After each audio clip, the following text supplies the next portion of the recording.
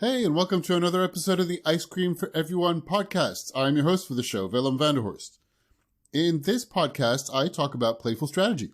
So I play games and talk with guests who are creative and gaming industry professionals. If you're familiar with the podcast, you know that I tend to have pretty candid, open-ended conversations with guests about how they got to where they are in their lives and their careers. I tend to be more interested in the behind-the-scenes and personal stories than necessarily giving answers or techniques about how to do anything. I mean, sometimes there are answers, sometimes there's even advice, but it's certainly not all the time. So, how are you? Dear listener, I guess. I'm doing something a little bit different. I'm trying to do this a little bit more seriously than usual, I think, which I think is a good thing. But I'm going off track and off script right now. And by that, I mean, I do have a script. I wrote out a script. I am trying to follow my script as best as possible and to avoid ahs and ums and so's and likes, and to get better at that altogether. And I wrote, how are you, dear listener, but I never said that before. But I do know that you're listening to this, even though I don't usually say dear listener. And I mean it when I say thank you for taking time to download or to check out the podcast or to listen to a podcast again. And I mean double thanks if you're a regular listener of the podcast.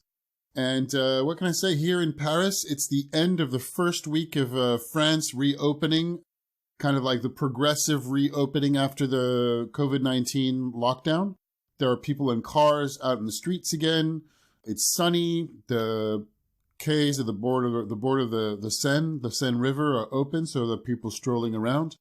Bars, restaurants, cinemas, museums, theaters, and there's very few restaurants that are open for takeout.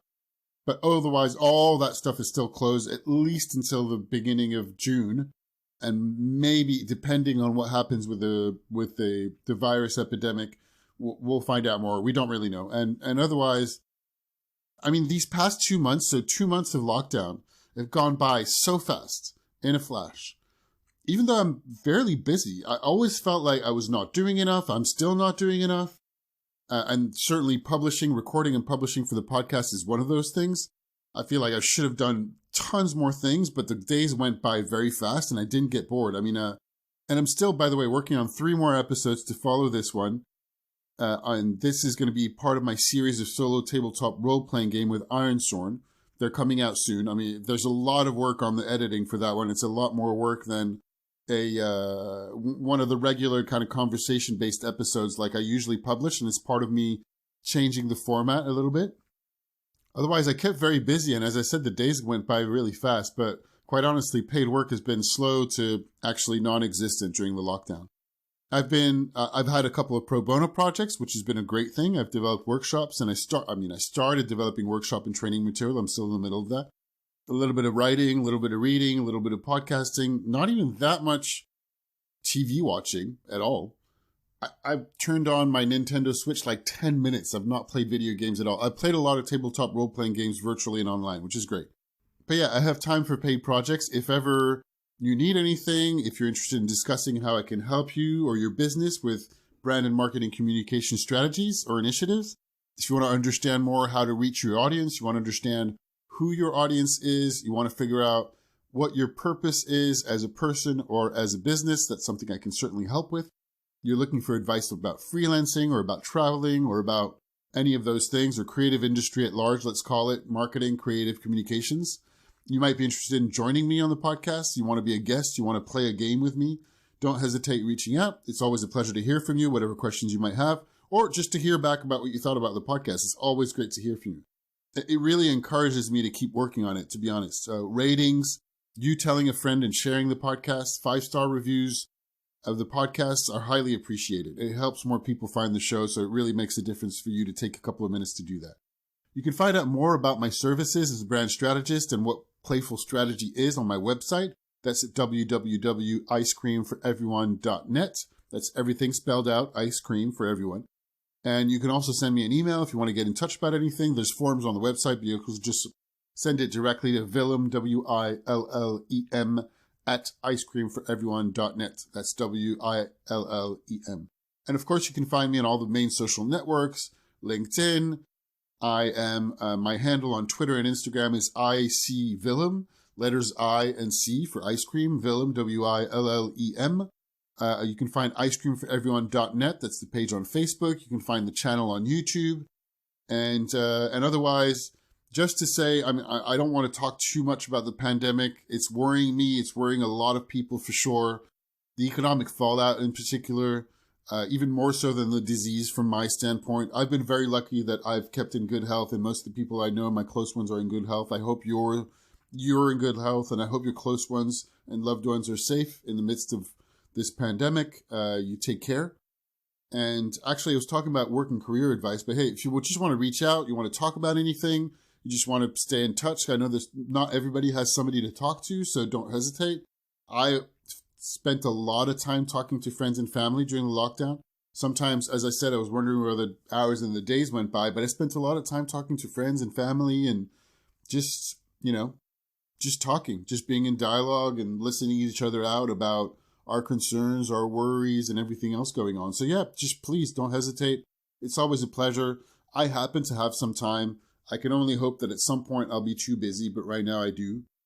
And we'll move on. So today we have a guest joining me for this episode, Rohan Kale. He reached out to me.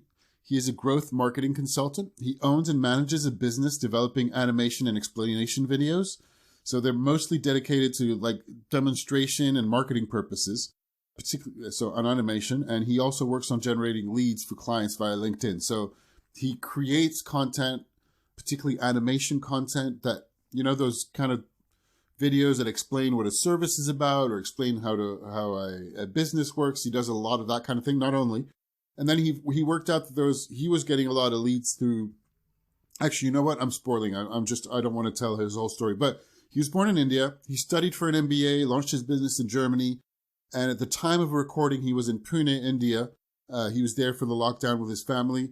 And he regularly contributes to a number of projects like Thrive Global, the Good Men Project, X-Factor Presentations, and a lot of others. So really interesting story. He's got an interesting story to share. And in particular for my interest in playful strategy and games, Rohan is shared quite openly about dealing with gambling difficulties at a point in his life.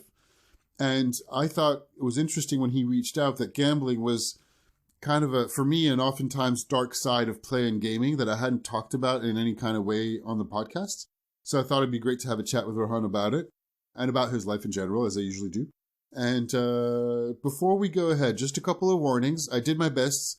But I didn't manage to remove all mic-related noises. There's just some bits and pieces of like mic noise, basically. There's a few left. It's not a big deal. It's just a tiny bit annoying, so I apologize in advance.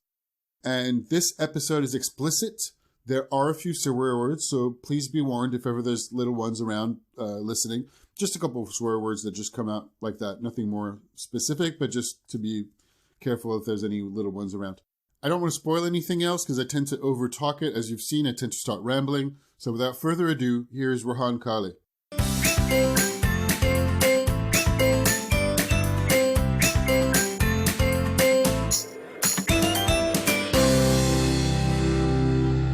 Hi, Rohan. Welcome to the show. Thank you so much for having me, Willem. You're welcome. Thank you very much for getting in touch in the first place. Did I pronounce your name correctly? Rohan, yeah. Rohan, sorry. Yeah, Rohan. yeah. Great. Yeah, no, absolutely. Thank you for making time. It's cool. I'm looking forward to chatting.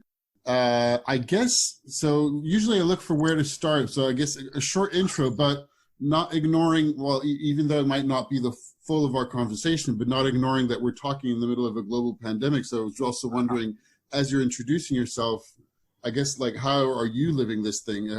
Where are you in the world? What does it look like? What does your experience of the crisis look like, I guess? So I'm originally from India in a city called Pune. Although since last 10 years, I have been staying in Germany in a place called Stuttgart. Luckily enough or unluckily enough, I don't know. I came here to visit my family in December last year. So it's like 4 or 5 months ago. And I was building my team here of video producers because that's one of my businesses, video producers, editors, stuff like that. So my plan originally was to go to Germany it was mid-April actually. And now because they closed the borders, so I cannot go anywhere, which is fine because I can stay home with my family. I can eat some nice food, which I love. So that's a good side of it. Bad side of it is a lot of people are suffering. Not only in terms of people who are getting sick, that's sad, but people are losing jobs. There's a lot of chaos because no one really knows what's going on, which is unfortunate. I would say, not to brag, but somehow that kind of is helping my business in a way as well, because I have an online business, and most of the people are realizing now that having a presence online is of paramount importance.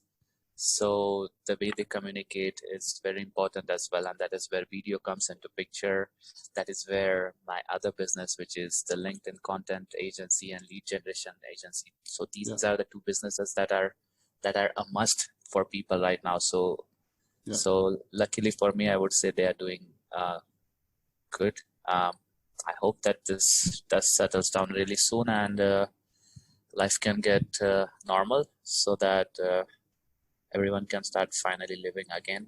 Although I must say that I was thinking about this, and I was thinking what positive can I take from all of this, and I realized that looking at my friends who are always running, who are always in the IT space, and like, okay, I'm busy, and now all of a sudden they have time. All of a sudden, all of them have time. They're home. Everyone is home. So it's a really great time to reflect and prioritize things, even if it's business or personal life. Most of the people run away from their lives as well in the personal life. So it's time to reflect, because you are forced to be with yourself. So there are a lot of good things that we can take out of all this as well. Yeah, so I tend to agree. Yeah. Well, I tend to agree, but there's also a couple of different points that are very interesting, and we'll dig into a few of the topics that you've just just mentioned. But on the having time is a very interesting one, because so weirdly for me, I work generally from home because I'm an independent, and I was in between contracts, like all the stuff I had, there's no work right now. So I'm keeping busy. I'm working on a couple of pro bono projects. I'm working a little bit on my podcast, but I didn't have the experience of having more time than usual, for sure. And I'm lucky and privileged to be. I mean, some people worry that I'm on my own. I'm fine on my own right now. But what I mean to say is, I have friends who have kids at home, and they're both supposed to work from home all of a sudden. So, and they have to adapt, and they can't leave the house, and they have like kids to take care of, and both people in the couple having to work both from home and adapt to the new situation.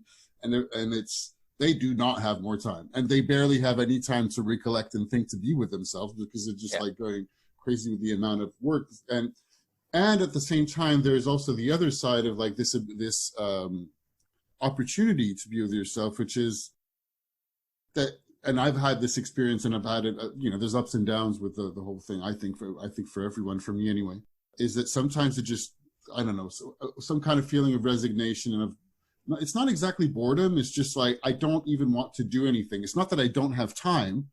It's just either I get lost into looking at social media, or I get worried. The more I look at news that are not particularly reassuring, the more I get worried myself. And so managing all of that is also important. So, and those are points I think that we can come back to in the conversation, because it seemed that like through a couple of things you're looking at, or that you were sharing in other articles that I read, or that a little bit looking through, browsing through your social media feed. But that said, the style of conversations I like to have is usually quite candid. So we might jump from one topic to another, but I like to go back to the base and to the beginning. So you talked about the fact that your family's from, so you're at your family's place right now. So presumably you grew up in Pune? Yeah, I did. I studied here. I grew up here all my childhood till I was 24. 24 I was here. 23, 24 I was here. Yeah. And what is your, like, what kind of upbringing did you have? Like brothers and sisters, or I guess what kinds of stuff were you interested growing up? Being in India, cricket is a religion when it comes to little kids, especially now it's somehow dying down, which is kind of sad. But when we were growing up, it was a religion. Like, it's still a religion, but that was the common point for all the people in the society, because that time social media was not that prevalent. We didn't have Sure. smartphones or stuff like that. So we were kind of forced to go out and play and actually meet real friends rather than making friends on phone, which I find is which is really necessary, especially growing up. So that's something that we came. I mean, we had the pleasure to experience lots of friends inside the society where I live in. Although now everyone is dispersed, everyone has their own families and lives, and most of them moved from this place. Yeah, I mean, those are some really cool experiences that I have had growing up. Lots of learnings there as well. I have a sibling. I have a sister. She's a doctor. She's a dentist.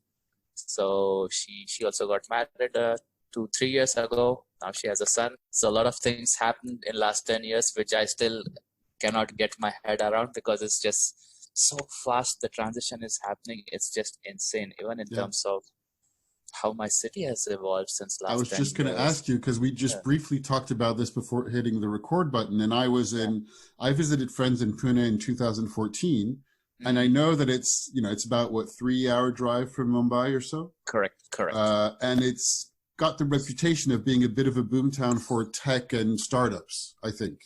Tech and IT, correct. So I guess from when you were a kid to now, it must have changed a lot, right? Dude, it's completely insane. I mean, there were certain areas where the population was dense and the outskirts were really deserted. There were hardly any people. Now when you see most of the activities are happening in the outskirts because they have the industries in the outskirts, the IT industries are coming there. They're building a lot of infrastructure. So naturally, there's a lot of money flowing there. That results in a lot of hotels, restaurants, bars. So there is no outskirts as such anymore. It's just a whole big city with a lot of people migrating from all over the country into the city because they have a lot of IT jobs here. So it's fascinating, the changes that I've seen, especially in terms of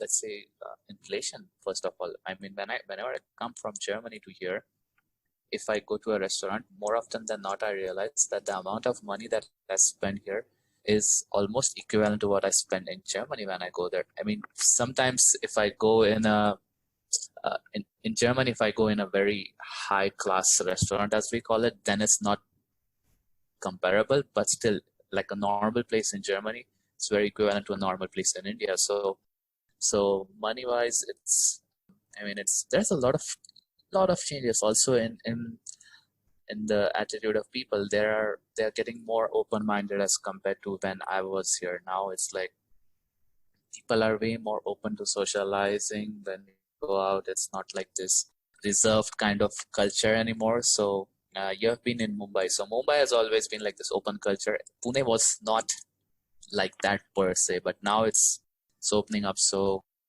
there are some really good changes that have been happening, definitely. Great. And I think I saw in one other similar article, because you seem to have, or that's a topic I'll come back to, but I think you said somewhere that you're a bit of a cartoon nerd, and that was also to the origin of having a video company now. So I'm guessing that was related to childhood stuff, was it? Yeah. That was the only thing we did when we were little children. The only channel that was the most fascinating for a boy of 7, 8, 9 years old was cartoon. So we had this channel called Cartoon Network, and they played lots of cartoons. What were your favorites? My favorites were Fantastic Four, Spider-Man, then Scooby-Doo, and then one of the most favorite ones was Captain Planet, and that still remained as a memory. That was one of the main factors, I would say, in starting the animation business, because we'll come back to this. But when I was working in Daimler in Germany, the automotive company, I was in a good place. So I said, you know what, I am okay. I'm comfortable working here. However, I realized that this job is not something that I wanted to do. So I said, what can I do? And I was just sitting on a sofa one fine evening, and somehow, I don't know how, there was this, I was watching YouTube and this Captain Planet popped up. I don't know.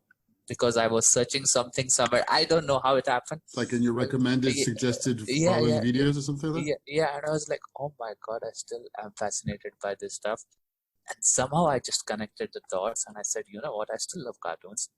So I related cartoons to videos and I said, you know what, I want to see that. This was 2015 by the way. So I was like, you know what, let me see if there is this chance for videos and cartoons and stuff like that. So I just started doing my own research and I realized that videos that time were really booming. They're booming right now as well, but that was the very peak, so to say, of social media starting to happening, Facebook, the early Instagram, so on and so forth. So I'm like, oh my God, this is there. I see an opportunity here. So I started the business. I would say I didn't start the business immediately, but what was important for me, or the values that were very crucial for me, were freedom of time and freedom of location. That what you were looking for in contrast or difference from the job, like the day job that you had before? Yes. What kind? So I know that we jumped around, but that's okay. What kind of job did you have at Daimler? What kind of department or stuff you worked in? I was working in Daimler Financial Services, and the job that I had was it was in the sales and marketing department. It was predominantly a sales kind of job where there's lots of strategy, because we were the headquarters. So what we did was we created the strategies that the branches all over the world, or the financial services companies all over the world, they then implemented those strategies for themselves. So this was the job. It was fine. However, I realized I was craving this human touch and seeing actually how the work that I'm doing is reflecting, and what are the results that someone is getting. So that was something that I was craving as well, something tangible, Yeah. So that kind of led me thinking that I am not really happy having a desk job. So that was the evolution. That was the thinking that started, and I then realized, okay, what kind of things are really important for me going ahead. So freedom of time and freedom of location came up, and having an online business was naturally let's say a no-brainer. So I just dive deep. I hired someone who was my employee and my mentor as well, because I didn't know much about graphic design or videos or anything. So I had to learn it, at least something. I know I could do the sales part and the marketing part because that is something that I learned. But in order to do well, I need to have at least some sort of basics covered. So that's how I got started. Yeah. And it sounds like, I was wondering if what kind of, while you're still looking at, maybe in the process or since, looking at a couple of articles that you wrote and a few of the things that you say on your post, it seems like, in the area of motivational speaking, growth and development, and also the story you're telling me makes me think of having read Tim Ferriss's 6-Hour Workweek. So I was wondering if there are any inspiration books or courses that you did that were useful or influential in the way that you transitioned or created your business, perhaps? I did read the 4-Hour Workweek by Tim Ferriss. 4-Hour Workweek. Sorry, I said the 6. That's okay. Anyway. But then I knew for a fact that 4 hours is impossible. I mean, this just sounds too good to be true. So I never believed that, and I still don't believe it, because if you really want to do, sure, you can delegate everything, but then that's somehow a way to get stagnant. This is what I think. I've always understood his thing that if you're really loving what you're doing, you're not really working anymore. So there's only 4 hours left in actual work. Yeah. But I don't really know. So it's fine as a philosophy. This is what I think. Sure, you can have it after you have put the work for first 5, 6, 7 years, and when you have all the systems and processes ready, and you are at an income level where you are like, okay, I am okay now. I mean, I don't know. This is again subjective. For someone, being okay is like 10,000. Having a $10,000 month, for someone it's like 100,000. Some might be 1 million. So it's up to everyone's goals. So the amount of work that you need to put is in direct proportion of where your goals are, I would say, at least in the beginning. And then once you have the systems and processes ready, then you are good to go. You can delegate things, and then you can do whatever you want. Sure. I just forgot the question though. Sorry. No, the question was, were there any people, books, or courses, anything that particularly inspired you or helped you transition when you're either thinking about doing your business or after, actually? Sure. I got thinking because there was this guy called Timothy Mark, and he taught people to have this freedom lifestyle, as now it's like a very commoditized term, which I hate actually, but yeah, okay, this freedom lifestyle. So yeah, that was the initial course. It was good to get the ground running, at least the basics, although most of the work has to be done by you, like everything else. So that was something that got me started at, for sure. I mean, I didn't know anything about the internet world. I was very like a horse. I was not looking here and there. I didn't have this open mind that, okay, there is an outside world where people are traveling and making money, or people are being home and having lots of money, and people are really not having to do the desk job. So this was not in my reality, so to say, because I was just.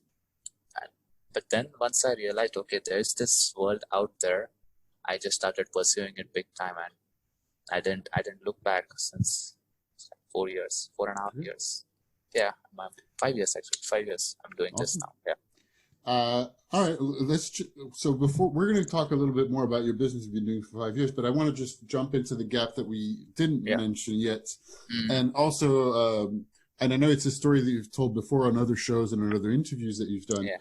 But I was particularly interested because you know that, or my listeners might know that I'm interested in strategy and marketing, but also the game side of things, and looking at how playing games can bring more creativity to our lives. But there's a topic that I hadn't really talked about in the podcast or with anybody, and that's the kind of like sister or brother or correlated thing of gambling, and you had a bit of a dark period, I guess, at some point. So I was going to ask you a little bit about that, unless we missed anything else before that point. But I think it seemed like from what I read elsewhere that you're a little bit young at that point. So I'll let you tell the story, and I might ask a couple of questions. That's okay. Sure. So during my engineering, we have something like campus placements. So this was your university studies in Pune, right? My university studies in Pune, yes. Well, how did you pick engineering? Or how did you end up studying? So to be honest, it was like everyone in India is either an engineer or a doctor. So again, I was too blindsided, and I did not. This is something that was a big lesson in my. Now that I look behind, it's like I didn't do things that I could have done. I wouldn't put it this way. It's like I did things without thinking what I really wanted to do. It's like everyone is doing this. Okay, let's do it. Like a herd mentality. Or and are you the older or the younger sibling? I'm the older one. I'm the older one. So your sister went to be a doctor, you an engineer. So it's like your parents are okay. Exactly. You're both covered. Yeah, something like that. Exactly. It's the same like with my dad and my uncle as well. My dad is an engineer. My uncle is a doctor. So it's like, wow, it's crazy. I don't mean to be pejorative, but it's just really interesting to look at how trends like that seem to keep happening. I don't know. Yeah, it's crazy. I think. I mean, now that I look back, I realize that I'm not an engineering material at all. Like whatever I did because everyone is doing it. I did not use maybe 2% of that knowledge I used in the real life. Maybe I would say, I don't even know. But yeah, that's that. I mean, there are a lot of good lessons that I can take out of that as well and apply it in my life. And sure.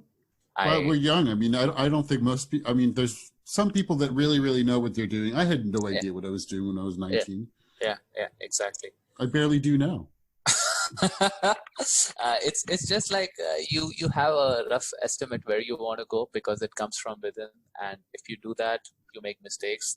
You do fewer mistakes every day to go to the right thing, which you feel like this is what I've discovered so far, living so far for 35 years of my life. But going back to that time, I went into engineering because everyone was doing it. My parents said, "Okay, Rohan, you're going to go here in this field." Okay, I'll do that. I went there and I realized I'm okay, but it was a fucking nightmare. Sorry, am I allowed to curse? I'll put a warning in front. It's okay. Okay. So I've had some curses before. I don't typically, but I didn't really warn you either, so it's fine. Yeah. Okay. So it was an okay situation, not something that I enjoyed. I was like, okay, you know what? I just want to finish this. Although I failed 1 year in this process during engineering because I was just not, my mind was just not there. However, this failure where I lost 1 year in my engineering was like a wake up call that okay, I have to finish this. I have to take this seriously. It's like sometimes you need a kick in your bum to get thinking, so to say. So I was like, okay, I will start really studying now. And then my results were really nice then. And then we have something called as the campus placements, where companies all over India, big companies, they come to your university and they hire the top people, so to say, or the top of the crop, as you call it. So I was one of the students out of 250 people, 350 people that got selected sorry, I should take this back. There were 350 people in our entire engineering. So these were computer engineers, electronics, mechanical, etc. And there was this company called Tata Consultancy Services, which is the biggest IT company in Asia. So they came and it was like a really big thing. I didn't even know much about this company, to be honest. I just knew that it was a decent company, well-heard company. So I said, you know what, I would like to sit for the campus placement. And this was my first placement. I didn't even prepare. Generally, everyone was like, it's a campus placement. I have to study now. Okay, what do I have to study? I don't know. What the hell should I study there? It's just like an aptitude test that you give, which is based on your common sense, and that's pretty much it. Then like, okay, I have to study for the aptitude test. I said, why do you need to study for an aptitude test? It's just like common sense. So I went there and I just sat through the test, and it was like pretty easy for me somehow, somewhere, I don't know. And out of all these 350 students, they selected 9 or 10. I was one out of those. I cleared the aptitude test, and they had these interviews. I cleared that as well, and pretty smooth. It was fine. So my job was fixed after my engineering. Before my engineering got completed, I'm like, okay, good. I finished my engineering with good grades. I started the training in my company. It was all fine. So here is the structure. Once you start with your training, once you go into the company, you have training for 6 months.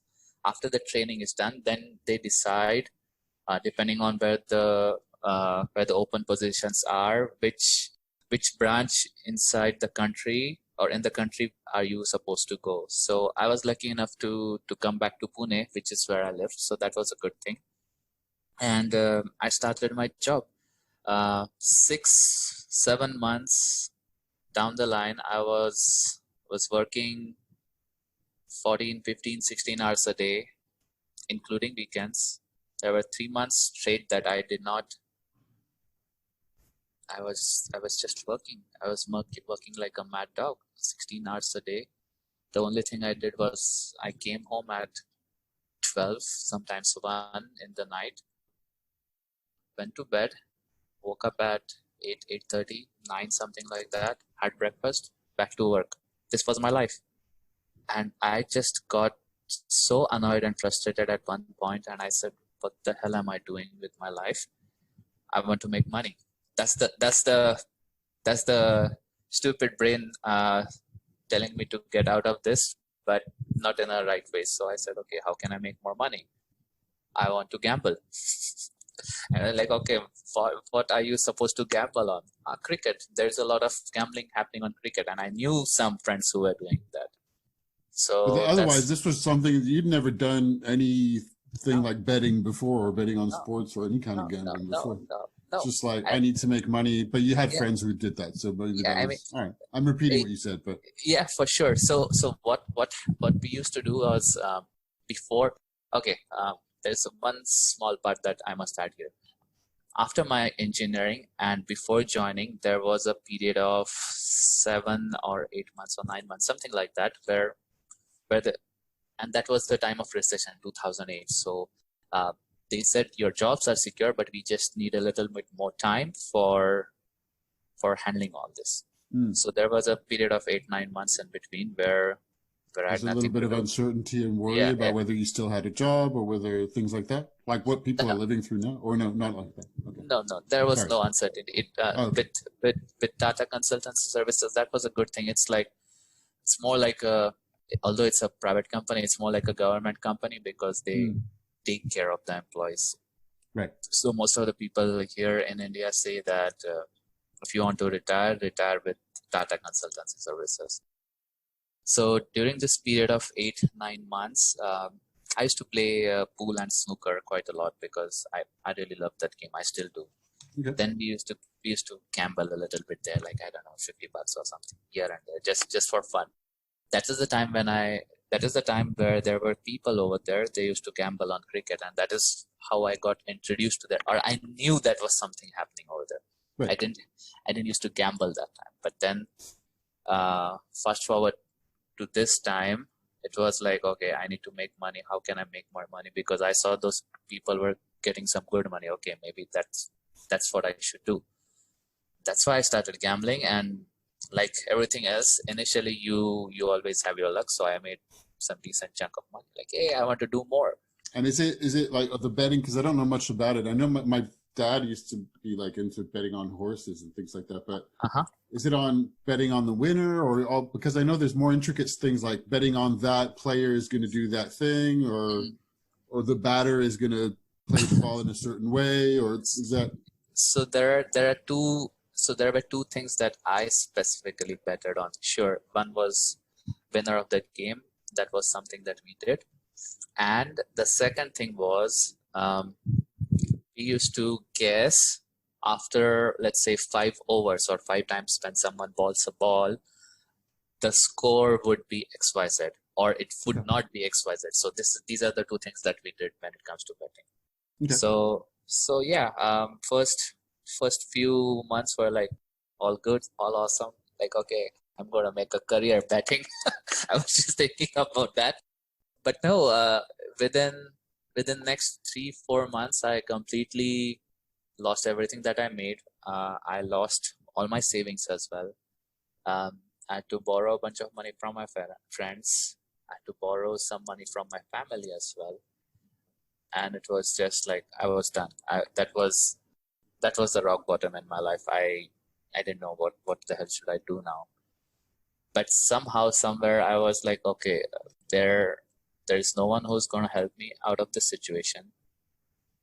My parents were like, what have you done? Like, what's wrong with you? So that was like a horrible moment where I had to tell my parents, okay, I effed up. I'm like done. So somehow, even during that time, What do you think allowed you to realize or make the turn, or would you have an idea what the somehow was to say, okay, I need to really change something, and I tell my parents, and yeah, I whatever mean, the moment was for you? I don't know. I wonder. What do you think?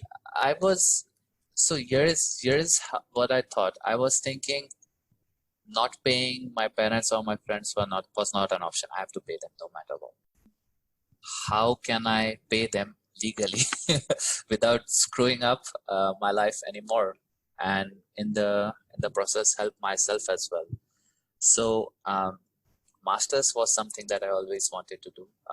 The the urge to go abroad was too strong, so I wanted to go out, explore the world as well. So I said, um, going to a foreign country where I do my masters really quickly would be a good option, and without spending a bunch of money, so that I can find a job potentially in that country, because what I will get paid there will be way more than what I would get paid if I was in India.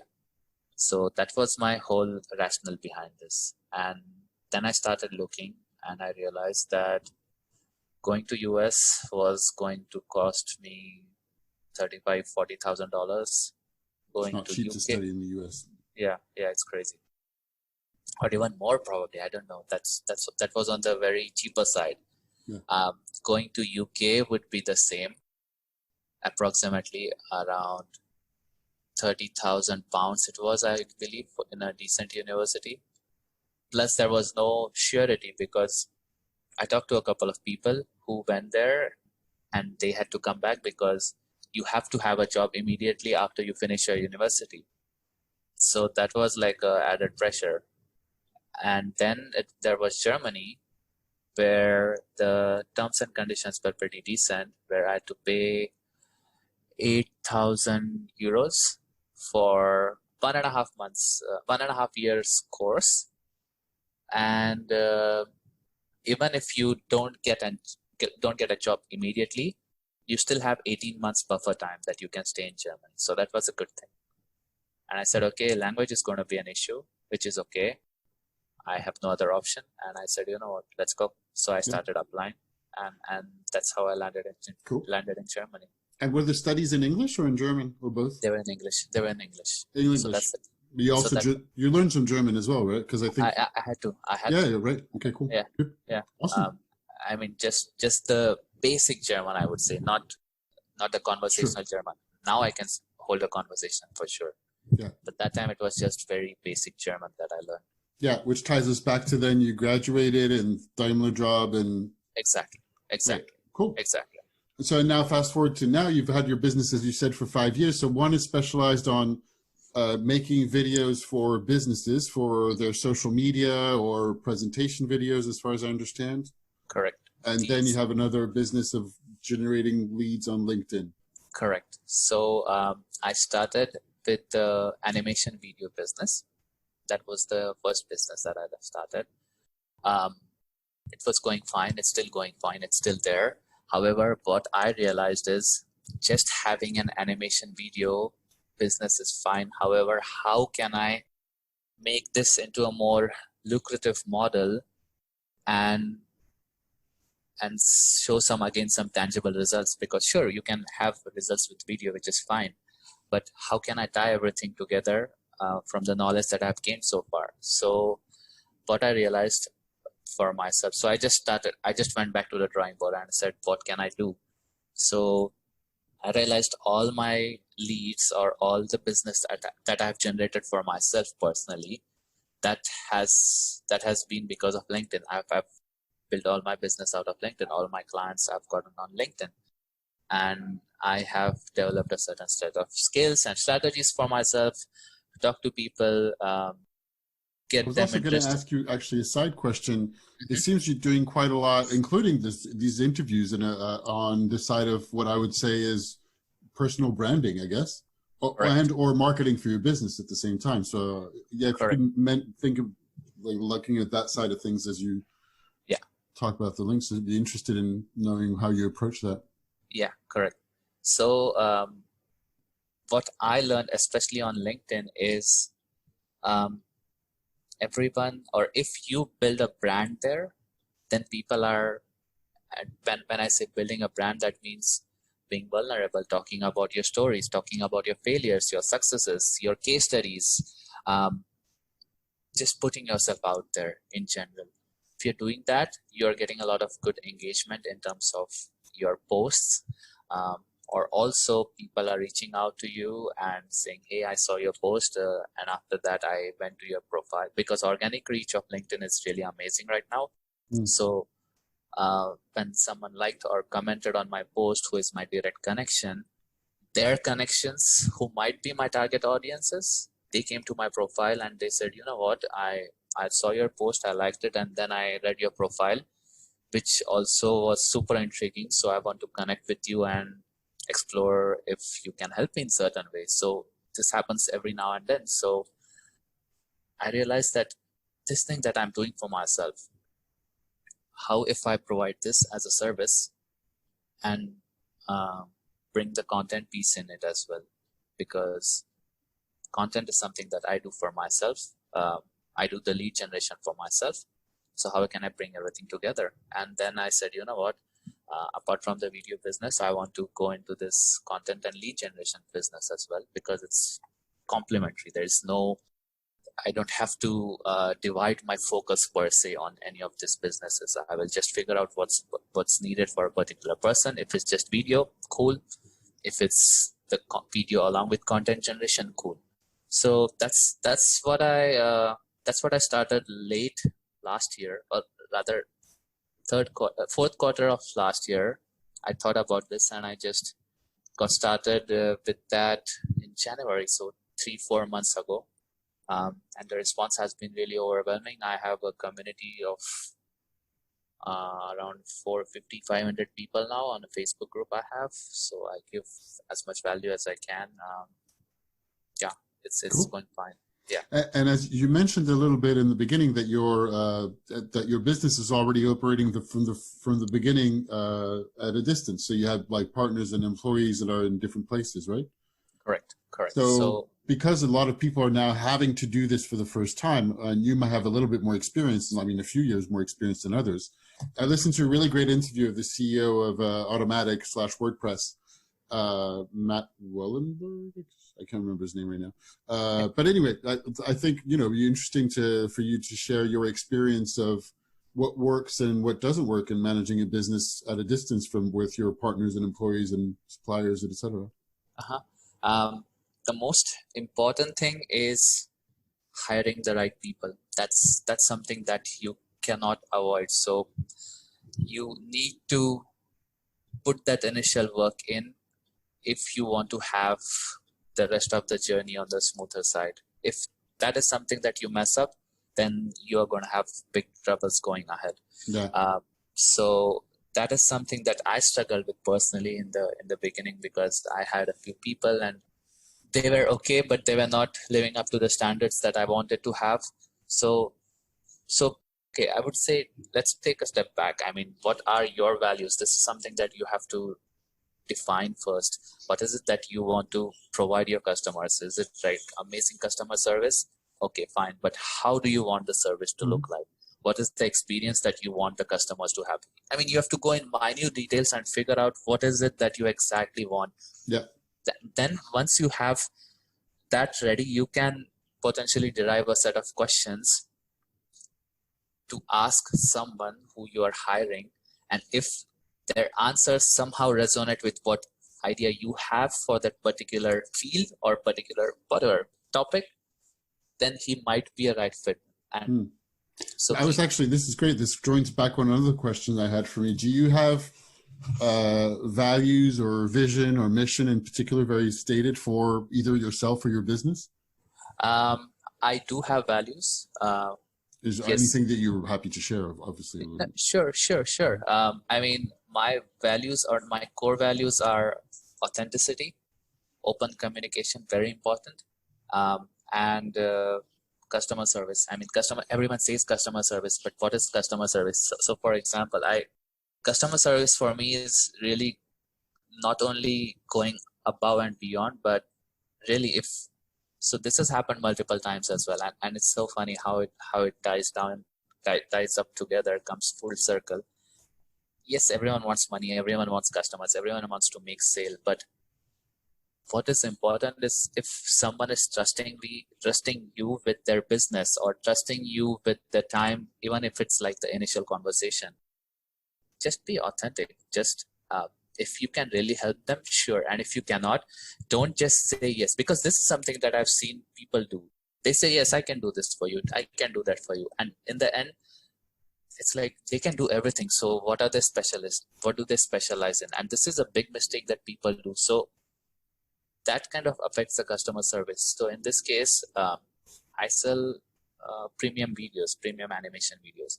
Now you can have the premium videos, or you can have videos. If you go to Fiverr, you can get it for $10. So if you know for a fact that you cannot help them, don't just cut them out. Like, really figure out what the customer's needs are in terms of not only having videos, but how you can actually give them some sort of marketing advice which is very tangible. And what happens when people, for example, come to me, hey, I need a video. They don't want the video. They essentially want the result that a video could provide them. Yeah. So going deep is very necessary. People are selling on a very superficial level, and that's something that is very wrong. And sometimes this might mean that you don't have a marketing problem and you don't need a video. You actually need a better system in terms of providing you leads, or you need a better salesperson, or you need a better sales team. And just be honest with them. This is what real customer service for me is. It doesn't start after someone pays you. It starts way before that. So this is something that's very crucial as well. And funny enough, if you start doing this, and if you start analyzing things in a way that you really help someone in a particular way, it has happened multiple times that those people either come back to me that, hey, can you refer me to XYZ? Or they refer me to someone because I have trained them in a particular way. Trained as in we just had a good conversation. Let's put it this way. So things like these, small things like these, they matter a lot. Sure, they come with experience. They come with experience for sure, but having this consciousness built into your system, that's something very, very important. Very important. And the way you provide value, the way you actually help them by actually helping them and not saying, which most of the people do, unfortunately, nowadays, that's something that makes you stand out from rest of the people as well. That's great. No, I absolutely agree. And it joins back a lot of what I do. And when I talk about strategy, the strategy for brand and any kind of strategy is first starting to determine where you are, who you are, because there's no point in, you first need to figure out where you're at and then talk about where you want to get to. And many times we think we want to take shortcuts, or we think we need one thing and actually realize without really knowing where we're at. And the other interesting thing that joins back a little bit what we talked about at the beginning, which is that we're in a time of a lot of uncertainty. And that's for sure. There is a lot of uncertainty. But there's also a lot of businesses and people that don't really know where they're at. So the more you know where your business is at and the more you know yourself, the more you can find some areas of a little bit of calm and center yourself, knowing that there's all this uncertainty out there. And I think it joins a little bit. And to be able to partner and help people and support by being true and being authentic the way that you're explaining makes a big difference. And I'm a very firm believer in this kind of way of working as well, just generally speaking.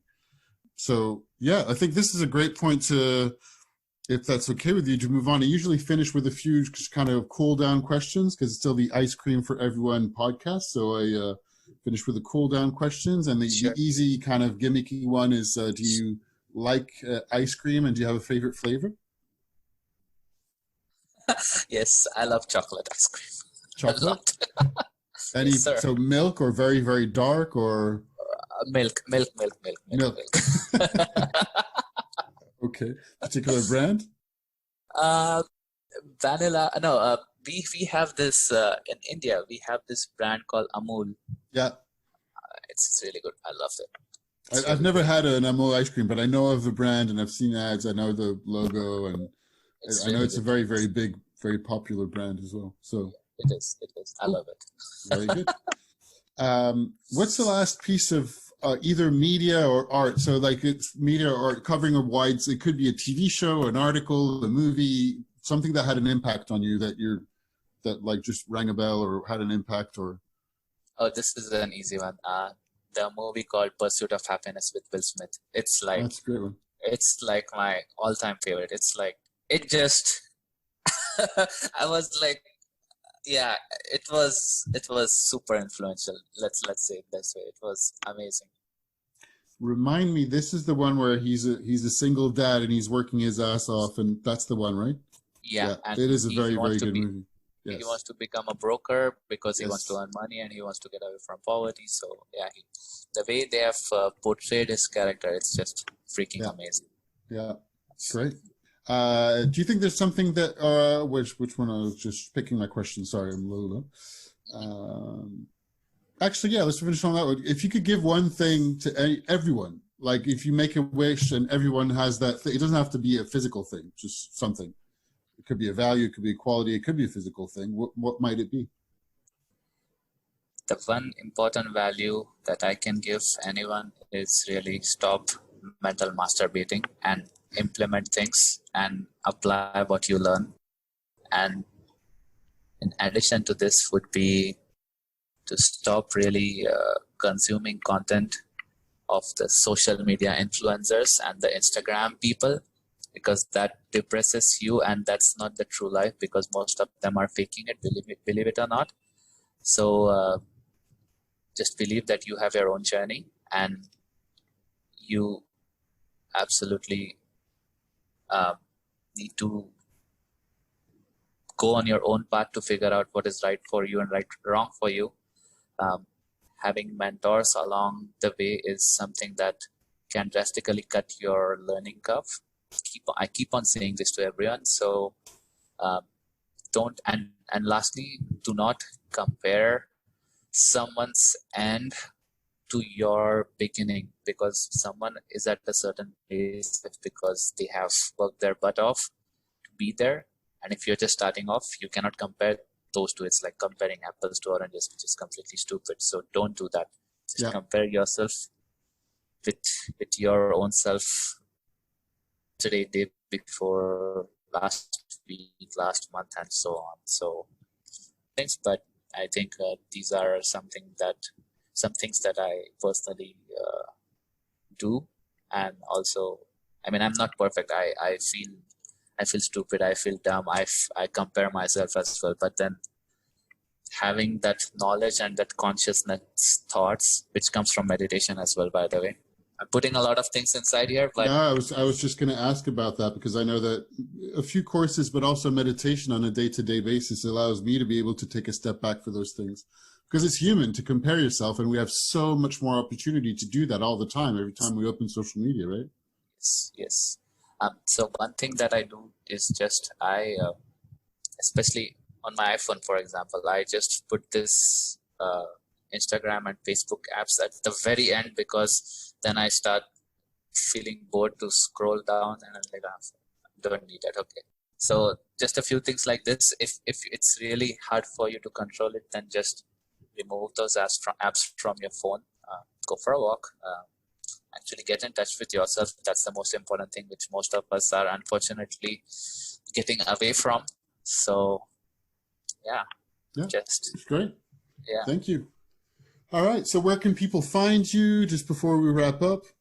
Uh-huh. Making sure You can people, find yeah, Sure, sure. You can find me either on LinkedIn, yeah. which is my name, Rohan Kale. Rohan is Rohan, and Kale is pronounced as the vegetable kale in English. So you can find me there, or with the same name, you can find me on Facebook as well. Yeah. Obviously, I'll add the links to the show notes as well, but it's a not very difficult name to find, so I'm sure you'll find them. Well, Rohan, thank you very much for your time. And Thank you. that's about it. I'll talk to you soon. Thank you so much for having me. I appreciate you, buddy.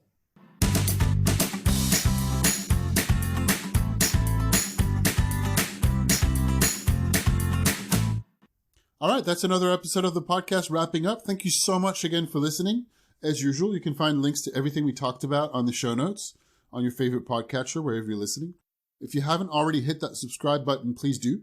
Or tell a friend, or tell me if you enjoyed it, if you enjoyed the podcast. And ideally, even better, take a moment and give the show a rating and a 5-star review on your favorite podcasting app. And if you need anything to do with learning about brand and marketing communications, as I said at the beginning, don't hesitate reaching out. You can send me an email, Willem, Willem, at icecreamforeveryone.net. That's everything spelled out. And of course, you can find more information about me and my services on the website. That's icecreamforeveryone.net. And I think I quickly mentioned at the beginning, I'm also working on developing workshop and training materials at the moment.